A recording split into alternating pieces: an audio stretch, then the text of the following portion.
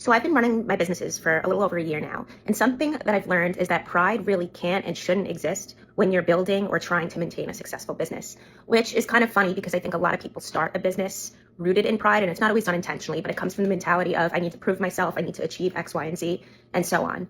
But I think that pride gets in the way of doing what you need to do to be successful, because when it comes down to it, we are all human, we are all learning, and starting a business, regardless of what your experience is going to be a learning curve. And so we all naturally are going to make a mistake or several mistakes, and that is how we learn, that is how we grow, that is how we achieve goals and improve our businesses. And I think that the best lesson I've learned in this time that I've been doing this is that it's okay to fail, and inevitably, I will fail at some of the things I set out to do, and I'm going to learn from those failures. So I think a lot of people hold themselves back because they're afraid of looking silly in front of the public.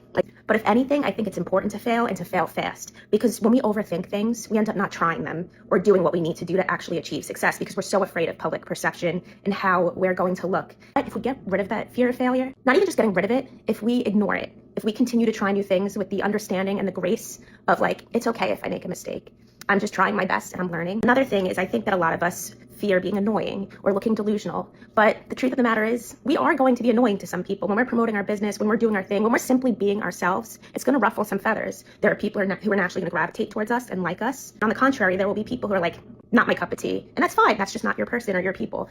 So promote your business, be yourself, and don't worry so much about if you're being annoying.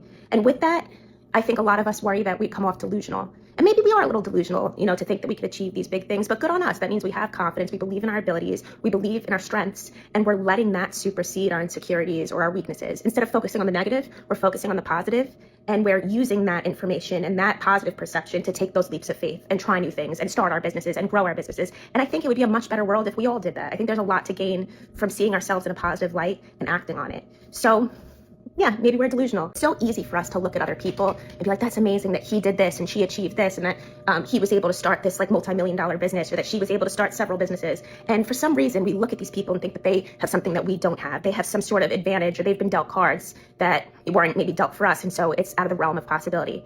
And I'm not going to sit here and say that some of that may not be true. Sometimes people do get dealt better cards in life where they have strengths or advantages that maybe we don't have.